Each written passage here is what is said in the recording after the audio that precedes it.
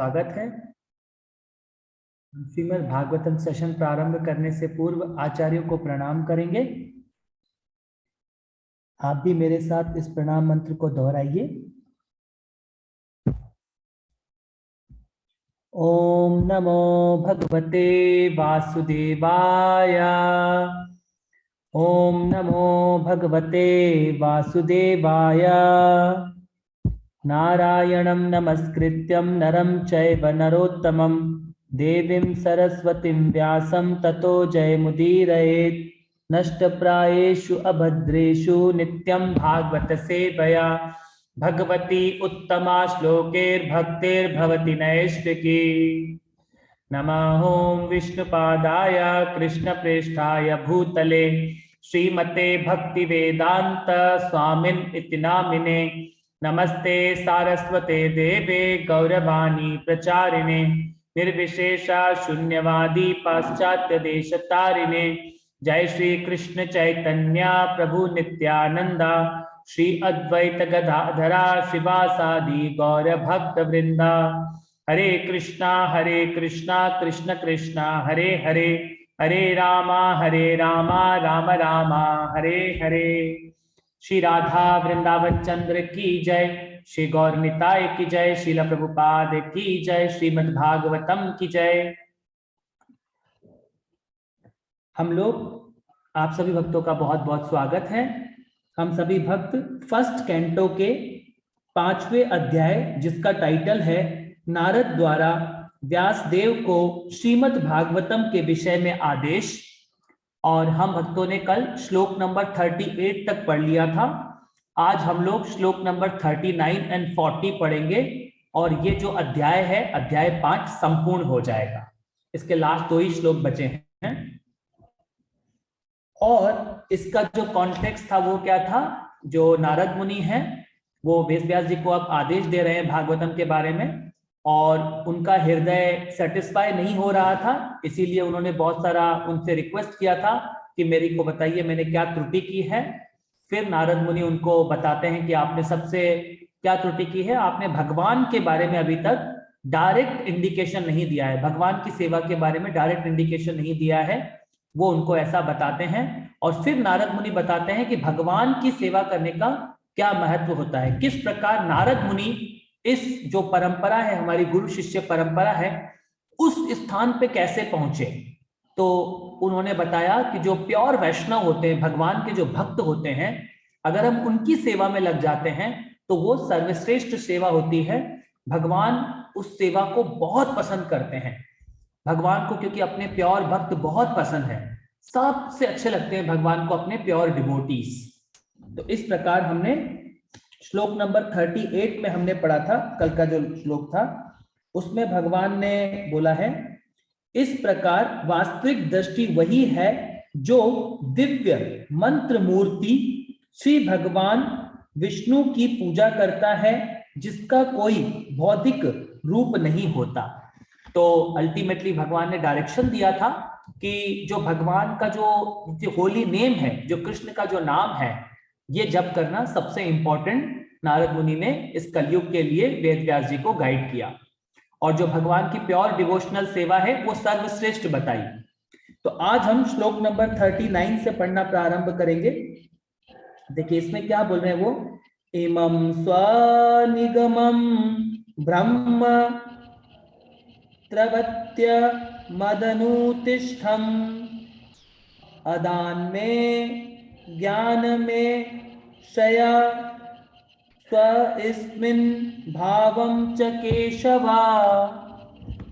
अब इसका हम लोग ट्रांसलेशन पढ़ते हैं। देखिए ट्रांसलेशन में क्या बोल रहे हैं, भगवान के दिव्य ज्ञान का, फिर आध्यात्मिक ऐश्वर्य का, और उन्होंने बोला, नारद मुनि बोल रहे हैं ये वेद व्यास जी को, उनको बोल रहे हैं, हे ब्राह्मण, इस प्रकार सर्वप्रथम भगवान कृष्ण ने इन वेदों के गुह्यतम अंश में निहित भगवान के दिव्य ज्ञान का, फिर आध्यात्मिक ऐश्वर्य का, और तब अपनी घनिष्ठ प्रेममयी सेवा का वर दिया। तो ये कौन बोल रहे हैं, वेद व्यास जी को बता रहे नारद मुनि कि इस प्रकार नारद मुनि को भगवान ने ब्लेस किया। किस प्रकार? जब वो वेदांतिस्ट ने उनको कृपा करी, उन्होंने उनका जूठा भोजन ग्रहण किया था, और उस परम गुह्य ज्ञान को जब वेदांतिस्ट ने उनके हृदय में डाल दिया, जब उनको गॉड रियलाइजेशन हुआ, भगवान का साक्षात्कार हुआ नारद मुनि को, तो वो बता रहे हैं कि भगवान ने मेरे साथ क्या दिव्य प्रेमा भक्ति का मुझे वर दिया।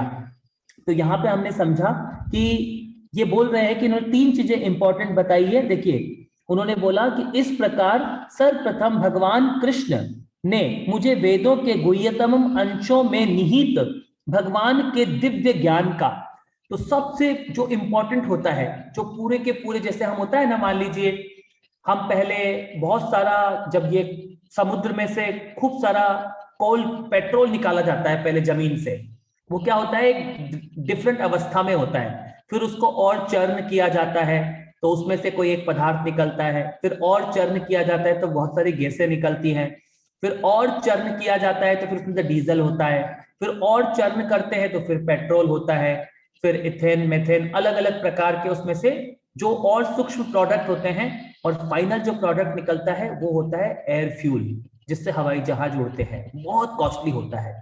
तो इस प्रकार वो बता रहे हैं उसका वो क्या होता है, फाइनल सार निकलता है। इसी प्रकार वेदों का जो सबसे टॉप मोस्ट सार है, वो भगवान ने, जो गुह्यतम नॉलेज है पूरे वेदों का, वो नारद मुनि के हृदय में भगवान ने दे दिया। और भगवान बता रहे हैं कि वो जो भगवान की प्योर डिवोशनल सेवा है, जो भगवान की सबसे टॉप मोस्ट क्या बताई गई है, भगवान की चरणों की सेवा करना।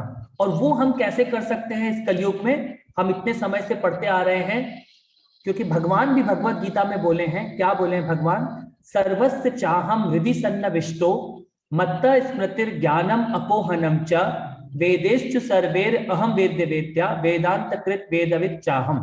भगवान बोलते हैं यहाँ पर अर्जुन को कि मैं सभी के हृदय में विद्यमान हूं, और जो भी आपको स्मरण शक्ति होती है, या आप जो भूल जाते हैं, या जो याद करने की ज्ञान की शक्ति होती है, वो सब मैं प्रदान करता हूं। और ये जितनों का वेदों का संकलन करता भी मैं हूं, और इन पूरे वेदों को जानने का पर्पस क्या है? मुझे जानना। और इस कलयुग में यहाँ पर भगवान बोल रहे हैं, हे ब्राह्मण, कौन? नारद मुनि को बोल रहे हैं कि भगवान ने उनको क्या किया? मुझे वेदों के गुह्यतम अंशों में निहित भगवान के दिव्य ज्ञान का, जो पूरे वेदों में जो कृष्णा का जो टॉप मोस्ट नॉलेज लिखा है, देखो वेदों में सब कुछ पूरा संपूर्ण ज्ञान है वेदों में, उन पूरे वेदों को पढ़ने के बाद भी हमें किसको जानना है? भगवान को जानना है। और इस कलयुग में भगवान कैसे अवतरित हुए हमारे सामने? नाम के रूप में आए हैं कृष्ण। ये जो हम नाम का जो महिमा दी गई है, कृष्ण, ये जो 2 वर्ड का जो नाम है, इसमें सब कुछ समाहित है, क्योंकि भगवान और भगवान के नाम में कोई डिफरेंस नहीं है। जैसे ही आप ये मंत्र का जप करते हैं ध्यान पूर्वक, हरे कृष्ण कृष्ण कृष्ण हरे हरे, हरे राम राम राम हरे हरे, तो ये क्या होता है, ये जो सुप्रीम भगवान है, जो स्पिरिचुअल वर्ल्ड में भगवान बैठे हुए हैं, वो तुरंत आपकी टंग पर आके डांस करने लगते हैं। तो सोचिए, ये जो 1-2 वर्ड का जो नाम है, सिर्फ कृष्ण बोलना, कृष्ण और कृष्ण के नाम में कोई डिफरेंस नहीं है, सारे वेदों में एक्सप्लेन किया गया है, नामामृता में एक्सप्लेन किया गया है, भगवान और भगवान के नाम में कोई डिफरेंस नहीं है, सुप्रीम भगवान है ये नाम। तो इस नाम को जितना प्रेम पूर्वक आप जप करते हैं अपने हृदय में, अच्छे से जब जप करते हैं, मगर इसको जप करने में क्या होता है, 10 अपराध भी होते हैं। तो जब हम इन 10 अपराधों को धीरे धीरे करके हमारे जीवन से हटाते हैं, तो जो मंदिर में भक्त होते हैं, यहाँ पर जो भी संस्था में ज्वाइन करते हैं, जो मंदिर के भक्त होते हैं, हमारे चेयरमैन बताते हैं हमें कि जो 10 अपराधों में से 9 अपराध तो हम ऑटोमेटिक, हमारे क्या होते हैं, हम क्योंकि संस्था में अंदर रहते हैं सारे डिवोटीज, उससे बच जाते हैं। तो 10 अपराध आप सभी लोग सीखिएगा, ताकि आप क्या हो सके, उन 10 अपराधों को जप करते समय धीरे धीरे करके अपने जीवन से निकालें। जैसे कि उसका पहला अपराध होता है to blaspheme the devotees who have dedicated their life for propagating the holy name of the Lord. तो जो भगवान के जो परम भक्त होते हैं, जो इस भक्ति का प्रचार कर रहे हैं, इस भगवान के नाम का प्रचार कर रहे हैं, हम क्या होते हैं, कई बार उनकी पीछे से बहुत बुराई करते रहते हैं लोग, तो ये क्या हो जाता है, नाम के प्रति अपराध हो जाता है। तो अगर हम ऐसे भक्तों की बहुत बुराई करेंगे, पीछे से भक्तों को भला बुरा बोलेंगे, तो क्या होगा, ये जो भगवान का नाम है ये हमारी टंग पे नहीं आएगा। फिर ऐसे 1 से लेकर 9 तक और अपराध होते हैं, तो वो कभी अलग सेशन में हम लोग डिस्कस कर सकते हैं। और 10वां अपराध होता है, वो सबसे इंपॉर्टेंट, भगवान 10वां अपराध बताते हैं, to not have complete faith in the chanting of the holy name and to maintain material attachment even after understanding so many instruction on this subject matter. It is also offensive to be inattentive while chanting. वो क्या बोलते हैं, to not have complete faith in the chanting of the holy name. तो क्या होता है, हमको इतने दिन से हम समझ में आ रहे हैं कि भगवान और भगवान के नाम में कोई फर्क नहीं है, फिर भी क्या है, अभी तक हमारा भगवान में फेथ डेवलप नहीं हुआ है। इस भगवान के नाम में हमारा भी कोई फेथ नहीं होता है। ये तो ठीक है, हम समझ लिए हैं, सोच लिए हैं। तो सोचिए, जब द्रौपदी महारानी ने, भगवान उनको बताते हैं, जब द्रौपदी महारानी का जब वो भरी सभा में दुशासन उनको बाल खींच के लाया था, उस समय भगवान कृष्ण को क्या है, पहले द्रौपदी महारानी ने क्या किया, पहले अपने 5 पांडवों को रिक्वेस्ट किया कि मेरी लाज बचाओ, कोई खड़ा नहीं हुआ उसमें से। फिर उन्होंने भीष्म पितामह को बोला कि आप मेरी रक्षा करो, आप तो इसके सबसे श्रेष्ठ पुरुष हैं इस पूरे इस कुरु वंश के, उन्होंने भी कुछ नहीं बचाया। जो द्रोणाचार्य थे उन्होंने भी कुछ नहीं कहा। जब द्रौपदी महारानी बिल्कुल निसहाय हो गई कि अब मेरी कोई हेल्प नहीं करेगा, तो फाइनली द्रौपदी महारानी बहुत जोर जोर से गोविंदा गोविंदा चिल्लाने लगी, गोविंदा को, कृष्ण को पुकारने लगी। जब उन्होंने उस सिचुएशन में भगवान को पुकारा, तो भगवान ने फिर क्या किया, अनलिमिटेड साड़ी प्रदान करी, अनलिमिटेड, उस मतलब पूरी दुनिया में उसको कोई खत्म नहीं कर सकता था। तो द्रौपदी महारानी बोलती है भगवान से कि आपने इतनी देर क्यों लगा दी भगवान मेरी लाज बचाने में? तो भगवान बोलते हैं तुमने भी तो इतनी देर लगाई, मैं तो तुरंत तुम्हारे हृदय में ही था, तुम्हारे हृदय में बैठा हुआ था, तुम मुझे यहाँ पुकारती 1 सेकंड में मैं आ जाता, मगर तुम इतनी देर कर रही थी इसलिए मैंने भी देर करी। तो भगवान उसको बोलते हैं, ये मैंने कल जब ये सुना कि ऐसा इसमें इंसिडेंट हुआ था, तो भगवान यहाँ बोल रहे हैं, जो ये नाम जप करते समय जो 10 अपराध होते हैं उसमें है to not have complete faith in the chanting of the holy name. ये जो भगवान के नाम जप करने में हमारा अभी तक कोई फेथ नहीं है कि भगवान और भगवान का नाम एक है। तो जब आप सिंसियर होकर इसमें अपना फेथ डेवलप हो जाएगा आपका कि जो कृष्ण का नाम है और कृष्ण में कोई फर्क नहीं है, मेरा भगवान से परम संबंध है, ये मुझे बॉडी सिर्फ एक पर्पस के लिए मिला है, इसका और कोई पर्पस ही नहीं है मेरी बॉडी का, मेरे को ये ह्यूमन बॉडी मिला है सिर्फ भगवान के साथ मेरा रिलेशन डेवलप करने के लिए। जब उस समय का अनन्य फेथ डेवलप हो जाता है भगवान में, उसको बोलते हैं to not have complete faith in the chanting of the holy name and to maintain material attachment even after understanding so many instruction on this subject matter. हम भी क्या है, फिर भी इस भौतिक संसार से अब हमें समझ में आ गया है कि हम ये बॉडी नहीं है, हम ये शरीर नहीं है, हम आत्मा है, और वो जो भगवान है वो सुप्रीम पर्सन है, वो पूरी दुनिया का क्रिएट करते हैं। जब हमें ये सब पता होने के बाद भी क्या है, हम इस भौतिक संसार की चीजों से लगाव रखते हैं, इस भौतिक संसार के मटेरियल चीजों को इकट्ठा करने में लगे रहते हैं।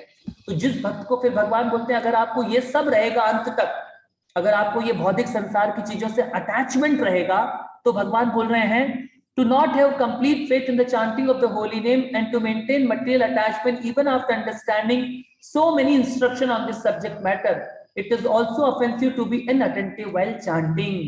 तो क्या है, हमें तो ये भौतिक संसार की चीजों से अटैचमेंट रह रहा है, और हम क्या कर रहे हैं, जब करते समय अपने माइंड को, भगवान को अटेंशन नहीं देते हैं। ये आत्मा का क्या क्वालिटी है, आत्मा के पास एक क्वालिटी होता है, उसको बोलते हैं अटेंशन देना। तो आप भगवान के नाम को अटेंशन दे सकते हैं, ये आत्मा की क्वालिटी है। आप चाहें तो भगवान को सुप्रीम अटेंशन दे सकते हैं, और वो सुप्रीम है तो हमें टॉप मोस्ट अटेंशन देना होगा। परंतु हम क्या करते हैं, छोटी छोटी चीजों को अटेंशन देंगे, छोटी छोटी चीजों को। वो सुप्रीम भगवान आ गए हैं आपकी टंग पे, आप नाम जप कर रहे हैं, भगवान खड़े हुए हैं, भगवान आपसे एसोसिएशन कर रहे हैं, मगर आप सोच रहे हैं अरे आज सब्जी क्या बनाऊं, अरे आज मैं ये वाला मार्केट कैसे जाऊंगा, ये काम मेरा कैसे होगा, छोटी छोटी प्रॉब्लम को सोच रहे हैं, भगवान को भूल गए। भगवान का नाम जप कर रहे हैं एक तरफ तो, और एक तरफ हम ये छोटी छोटी बातों में अपना मन लगाए रहते हैं। तो भगवान बोल रहे हैं, नारद मुनि क्या बोल रहे हैं यहाँ पर वेद व्यास जी को, कि भगवान ने मेरे साथ क्या किया। देखिए वो क्या बोल रहे हैं, हे ब्राह्मण, इस प्रकार सर्वप्रथम भगवान कृष्ण ने मुझे वेदों के गुह्यतम अंशों में निहित भगवान का दिव्य ज्ञान का। तो जो दिव्य ज्ञान होता है, वो दिव्य ज्ञान क्या है? जो सबसे सीक्रेट नॉलेज है पूरे वेदों का, वो उनके हृदय में डाल दिया भगवान ने नारद मुनि के, ताकि क्या हो सके, नारद मुनि दुनिया में जाकर सबको ये प्रचार कर सके कि सबके हृदय में भगवान की भक्ति आ जाए, और सब इस भौतिक संसार के ये जो पुनरअपि जन्मा पुनरअपि मरना, बार बार किसी न किसी माँ के गर्भ में हमें पहुंचना पड़ता है, तो उस पूरे प्रोसेस से हम अपने आप को बचा सकें। इस प्रकार वो यहाँ पर बता रहे हैं कि भगवान ने क्या दिया मुझे? दिव्य ज्ञान का, फिर आध्यात्मिक ऐश्वर्य का। आध्यात्मिक ऐश्वर्य कितना बड़ा है उसके बारे में बताया। जो भगवान का जो ये स्पिरिचुअल ऑप्युलेंस है, ये मटेरियल ऑप्युलेंस तो क्या है, सब मिट्टी का है, भले कोई 10 करोड़ की गाड़ी ले ले या 100 करोड़ का बंगला बना ले, है तो सब मिट्टी का। मगर भगवान ने उनको क्या बताया कि स्पिरिचुअल ऑप्युलेंस क्या होता है। सबसे इंपॉर्टेंट होता है स्पिरिचुअल ऑप्युलेंस, जो आपको रियल फ्रीडम देता है आपके हृदय में, वो भगवान ने नारद मुनि के हृदय में डाल दिया। जिस दिन आपको ये पता लग जाएगा ना कि मेरे जो पिता हैं वो सिर्फ कृष्ण हैं, और वो सुप्रीम पर्सन, सबसे रिच पर्सनालिटी हैं, और मैं उनका अंश हूं, जब हमको ये पता लग जाता है हृदय में, तो हम फिर इन भौतिक चीजों की परवाह ही नहीं करते। हम किसी छोटी मोटी चीजों की परवाह नहीं करेंगे, फिर हमें सिर्फ कृष्ण से प्रेम होने डेवलप होता है। और तीसरा क्या बता रहे हैं यहाँ पर? आध्यात्मिक ऐश्वर्य का, और तब उनकी घनिष्ठ प्रेममयी सेवा का वर दिया।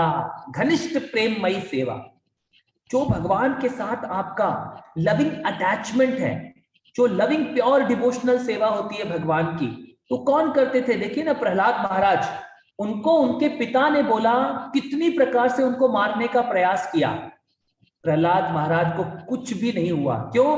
क्योंकि वो भगवान की घनिष्ठ प्रेममयी सेवा में इंगित थे, इंगेज थे। इसी प्रकार ध्रुव महाराज, उसी प्रकार भगवान की कुंती महारानी और भीष्म पितामह, ऐसे बहुत सारे ग्रेट पर्सनालिटीज की प्रेयर है। जैसे अर्जुन भगवान की घनिष्ठ प्रेममयी सेवा में इंगेज थे, तो इसीलिए भगवान ने नारद मुनि को भी ब्लेस कर दिया उसके लिए कि तुम क्या करो, अब मेरी निरंतर घनिष्ठ प्रेममयी सेवा का वर दे दिया। तो जब भगवान, हम भी ये नारद मुनि और वेद व्यास जी के जिस रास्ते पर ये चले हैं, अगर हम भी उस रास्ते पर चलेंगे, तो इसी एक लाइफ में, इसी एक मनुष्य जीवन में हमको भी क्या कर देंगे भगवान, और घनिष्ठ प्रेममयी सेवा का वर दे देंगे। और जिस दिन आपको भगवान प्योर डिवोशनल सेवा करने का वर दे देते हैं, उस दिन से आप इस भौतिक संसार के दुखों से, त्रापत्यों से उठ जाते हैं। फिर आपको ये शरीर से रिलेटेड कोई भी चीज आपको परेशान नहीं कर पाएगी। तो ये बहुत इंपॉर्टेंट श्लोक है। अब चलिए इसका हम तात्पर्य पढ़ते हैं। तात्पर्य मेरे साथ आज कौन से भक्त पढ़ेंगे? साथ में आ जाइए, आज पढ़ेंगे। सबसे ऊपर दिख रहे हैं मुझे आशुतोष माता जी, मैंने आपको अनम्यूट किया है, आप पढ़ेंगे। हरे कृष्ण। हाँ जी माता जी, पढ़िए। तात्पर्य श्रील प्रभुपाद जी द्वारा। जय श्रील प्रभुपाद। दिव्य शब्द द्वारा भगवान के साथ संसर्ग सर्वात्मा भगवान श्री कृष्ण से अभिन्न है। भगवान तक पहुंचने की यह सबसे पूर्ण विधि है। भगवान के साथ ऐसे शुद्ध संसर्ग द्वारा जो भौतिक विचारों के अपराधों से रहित है, जिनकी संख्या 10 है, भक्त भौतिक स्तर से ऊपर उठकर वैदिक साहित्य के तात्पर्य को समझता है एवं दिव्य संसार में भगवान के अस्तित्व को भी समझता है। जो अपने गुरु तथा भगवान में अनन्य श्रद्धा रखता है, उसे भगवान क्रमशः अपने स्वरूप का साक्षात्कार कराते हैं। इसके पश्चात भक्त को योग की सिद्धियां प्रदान की जाती हैं, जिनकी संख्या 8 है। इनमें से भी बढ़कर भक्त को भगवान का पार्षद स्वीकार कर लिया जाता है और उसे गुरु के माध्यम से भगवान की विशिष्ट सेवा का कार्यभार सौंपा जाता है। शुद्ध भक्त अपनी सुप्त योग सिद्धियों के प्रदर्शन की अपेक्षा भगवान की सेवा करने में अधिक रुचि रखता है। श्री नारद ने इन सब का वर्णन अपने निजी अनुभव से किया है और मनुष्य को वे सारी सुविधाएं प्राप्त हो सकती हैं। जो श्री नारद को भगवान के शब्द प्रतिरूप के उच्चारण से प्राप्त हुई थी। इस दिव्य ध्वनि शब्दों के उच्चारण पर कोई प्रतिबंध नहीं है, बशर्ते कि इस नारद के प्रतिनिधि से प्राप्त किया बशर्ते कि इसे नारद जी के प्रतिनिधि से प्राप्त किया जाए, जो गुरु शिष्य परंपरा पद्धति से चला आ रहा है। हरे कृष्ण प्रभु जी। हरे कृष्ण माता जी, आपका बहुत बहुत धन्यवाद। देखिए, आप म्यूट पे कर लीजिए माता जी अपने आप को। अब देखिए कितनी सुंदर बात इसमें पूरे श्लोक में बताई गई है। अगर इस ज्ञान को हम गुरु शिष्य परंपरा के इस प्रोसेस में अगर इस ज्ञान को लेते हैं तो हमें क्या हो जाएगा हमारे जीवन में। यहाँ पर बोल रहे हैं कि किस प्रकार नारद मुनि को ये भक्ति प्राप्त हुई थी, कैसे भगवान ने उनके हृदय में सिर्फ वर्ड, ये शब्द बोलकर ये भक्ति देती थी। तो ये जो शब्द है, ये जो भगवान का जो होली नाम है, हरे कृष्ण कृष्ण कृष्ण हरे हरे, हरे राम राम राम हरे हरे, आप जितना प्रेम पूर्वक इस नाम को, नाम प्रभु के साथ एसोसिएशन करते हैं, उतना आपको क्या होता है, आपके हृदय में ऑप्युलेंस डेवलप होता जाएगा। ये भौतिक संसार का ऑप्युलेंस कोई उसका कंपैरिजन ही नहीं है, स्पिरिचुअल और भौतिक का कोई कंपैरिजन ही नहीं है, उसका कोई कंपैरिजन नहीं होता है। तभी तो ग्रेट ग्रेट पर्सनालिटी जैसे परीक्षित महाराज इस पूरे दुनिया के राजभार को छोड़कर चले गए भक्ति करने के लिए। भरत महाराज इस पूरे दुनिया के राजपाट को छोड़कर चले गए भक्ति करने के लिए। तो ये भगवान का ऑप्युलेंस बहुत ग्रेट है और भगवान उसको आपके लिए ब्लेस कर देंगे आपके हृदय में, जब आप बहुत ध्यान पूर्वक इस भगवान के नाम का जप करेंगे। तो इस प्रकार इस श्लोक के माध्यम से भगवान हमें बता रहे हैं। अब हम 40वां लास्ट श्लोक पढ़ेंगे, और जो भगवान के होली नाम, ये भगवान का नाम जप करते समय 10 अपराध हो जाते हैं हमसे, उन 10 अपराधों को धीरे धीरे हमारे जीवन से हमें निकालना होता है। तो उन 10 अपराधों को जब भी हम सुबह जप करना प्रारंभ करते हैं तो सुबह सुबह हम क्या करते हैं, उन सभी 10 अपराधों को प्रतिदिन पढ़ते हैं, एवरीडे उनको पढ़ते हैं। तो एवरीडे पढ़ते हैं तो हमें क्या करते हैं, 10 अपराध रिमाइंड होते हैं कि यार मेरे को ये कैसे भी अपराध नहीं करने हैं। तो उसमें बड़ा आसान है इनको फॉलो करना। जब आप वैष्णवों के संग में रहेंगे तो आप इन 10 अपराधों को धीरे धीरे अपने जीवन से निकाल सकते हैं। तो उसमें जो 10वां अपराध है वो बहुत इंपॉर्टेंट है, उसको हमें जरूर उससे बचना होता है, क्योंकि हम इस भौतिक संसार से छोटी छोटी चीजों से अटैचमेंट हमारा डेवलप हो जाता है।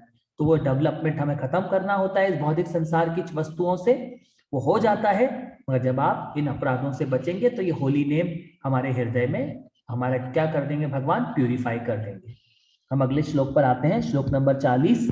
अब देखिए क्या बोल रहे हैं, लास्ट श्लोक है इस चैप्टर का।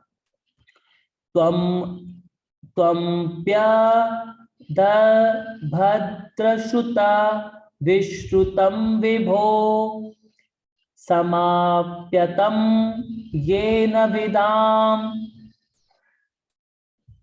बुभूषितं प्राख्याहि दुःख मुहुर्दितात्मनां संखेले शन्नि व मुशन्ति नान्यथा। क्या बोल रहे हैं, तात्पर्य, अतः कृपा करके सर्वशक्तिमान के उन कार्यकलापों का वर्णन करो जिसे तुमने वेदों के अपार ज्ञान से जाना है, ताकि उसमें महान विद्यजनों की ज्ञान पिपासा की प्राप्ति होगी और साथ ही सामान्य लोगों के कष्टों का भी शमन होगा, जो भौतिक दुखों से सदैव पीड़ित रहते हैं। निसंदेह इन कष्टों से उबरने का कोई अन्य साधन नहीं है। तो जो इस भौतिक संसार में जो हमारे कष्ट हैं उससे निकलने का और कोई साधन नहीं है, इस श्लोक में कंफर्म कर दिया है।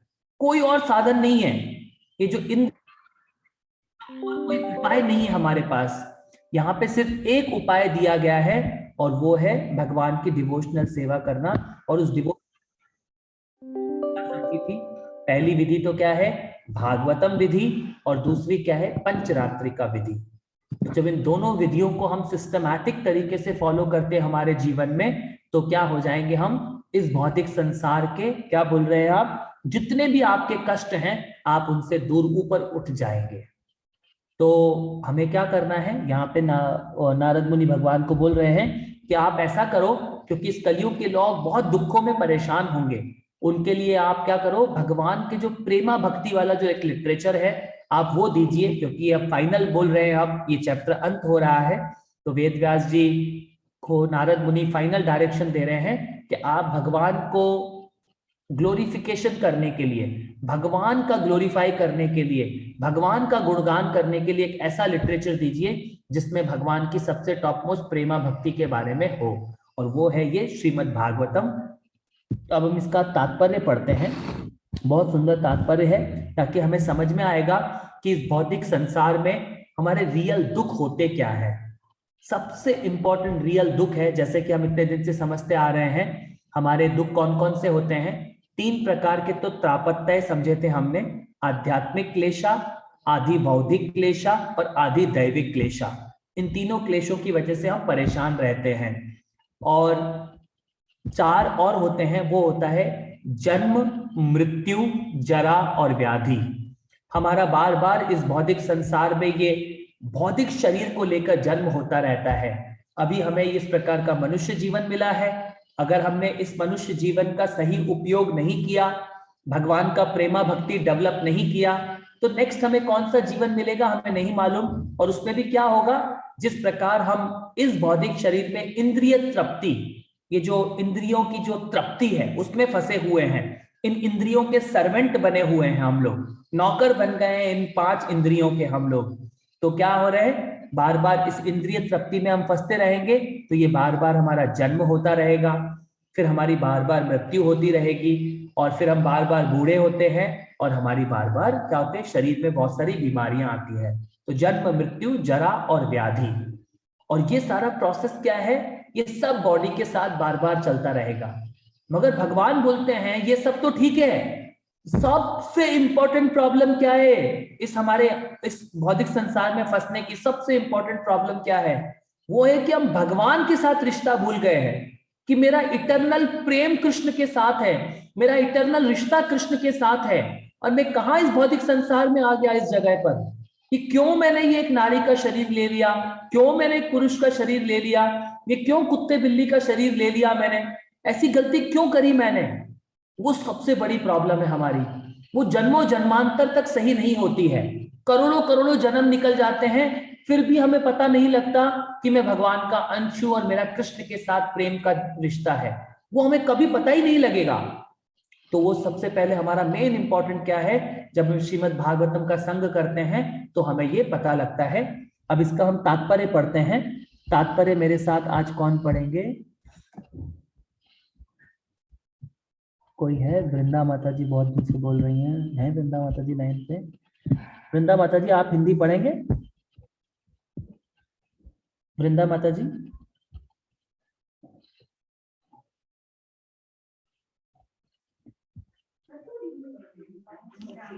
प्रभु जी हरे कृष्णा। हरे कृष्णा प्रभु जी। Can you read? Hare Krishna प्रभु जी। जी माता जी आप पढ़ेंगे हिंदी में? प्रभु जी मैं स्कूल से सुन रही हूँ, स्कूल से सुन रही हूँ। कोई बात नहीं, तो विभा पॉसिबल नहीं होगा। कोई बात नहीं। विभा जैन माता जी आप पढ़ेंगे?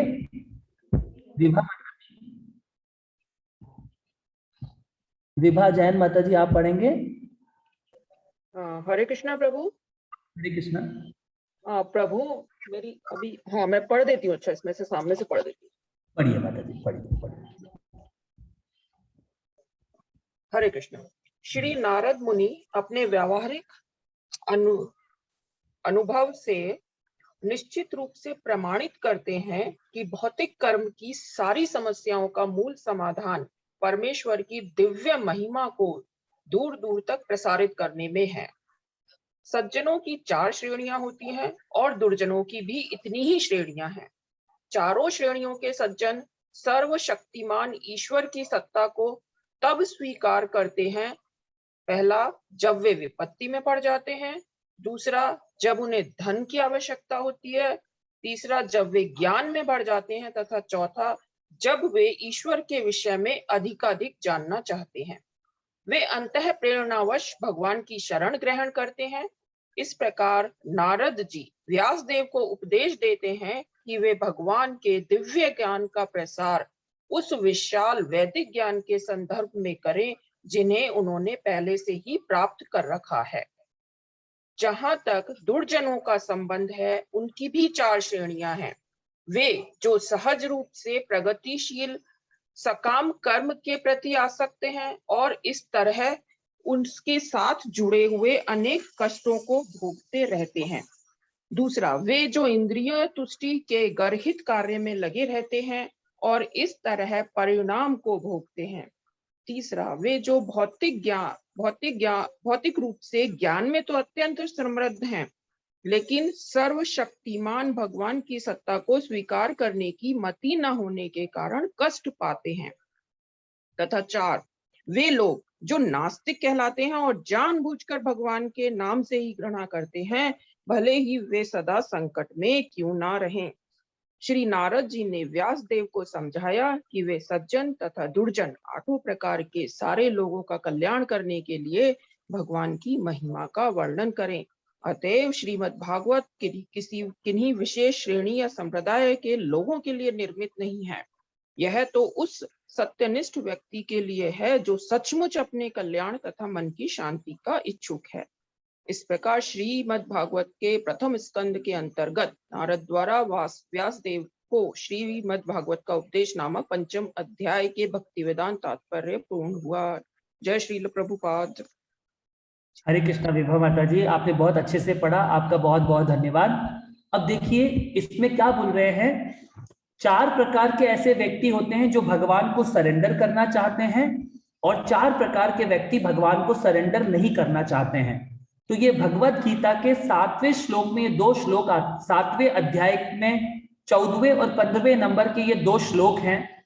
आप ध्यान से इनको पढ़िएगा दोनों श्लोकों को। तो ये जो 4 प्रकार के व्यक्ति होते हैं, आर्थो, अर्थार्थी, जिज्ञासी और ज्ञानी, इन लोगों को ये चारों श्रेणियां बताई। ये भगवान को कब ये सरेंडर करते हैं भगवान को, और 4 प्रकार के लोग जो भगवान को सरेंडर नहीं करते हैं। तो यहाँ पे बोल रहे हैं, नारद मुनि बता रहे हैं कि किस प्रकार नारद मुनि उनको बता रहे वेद व्यास जी को, आपको क्या करना चाहिए, आपको अब क्या करना चाहिए वेद व्यास जी, एक ऐसा लिटरेचर दो आप जिससे क्या हो सके, इस भौतिक संसार में भले कितने भी प्रकार के अभक्त हो, चाहे वो भगवान को सरेंडर कर रहे हो या भगवान को सरेंडर नहीं कर रहे हो, उन सबको भी आपकी ड्यूटी है, जो भी चाहते हैं कि भगवान से हम प्रेम वाला रिश्ता डेवलप करें, उनको आप तुरंत ये भागवतम दे दो। तो वो चाहते थे कि नारद मुनि चाहते थे वेद व्यास जी के कि वो एक ऐसा लिटरेचर देते जिससे इस पूरी दुनिया के किसी भी आत्मा का उद्धार हो सके। भले वो एक अमेरिका का व्यक्ति हो, भले वो एक मुस्लिम प्रकार का व्यक्ति हो जिसका जन्म मुस्लिम परिवार में हुआ है, जिसका जन्म ज्यूस में, यहूदी में, क्रिश्चियनिटी में, जैन में, बौद्ध में कहीं भी जन्म हुआ हो, किसी भी परिवार में जन्म हुआ हो, भले वो कितना ही पापी व्यक्ति क्यों ना हो, मगर अगर वो इस श्रीमद् भागवतम के टच में आ जाए, अगर उसकी थोड़ी भी इच्छा डेवलप हो जाए भगवान से प्रेममयी भक्ति प्राप्त करने की, तो वो भगवान की प्रेममयी भक्ति प्राप्त कर सकता है। तो ये नारद मुनि उनको बोल रहे वेद व्यास जी, आप भगवान की डायरेक्ट प्रेमा भक्ति का लिटरेचर दीजिए। तो ये श्रीमद् भागवतम हमारे हृदय में तुरंत क्या करता है, हमें भगवान की डायरेक्ट प्रेमा भक्ति जो होती है, भगवान की प्योर डिवोशनल सेवा में हमें क्या करता है, इन्वॉल्व करा देता है। ये भागवतम इतना इंपॉर्टेंट है। तो आज हम ये हमारी कथा को यहाँ विराम देते हैं, और अभी आप में से किसी भी भक्त का कोई भी प्रश्न है तो आप प्रश्न पूछ सकते हैं। मैंने आप सभी भक्तों को अनम्यूट कर दिया है। अब किसी का कोई भी प्रश्न है तो आप पूछ लीजिए प्लीज। हरे कृष्णा प्रभु जी। हरे कृष्णा प्रभु जी, आपने अभी कौन सा श्लोक नंबर पढ़ने के लिए बताया था? 40वें नंबर का माता जी। हाँ जी, 2 ही श्लोक है माता जी, आज हमने 2 श्लोक पढ़े हैं। 39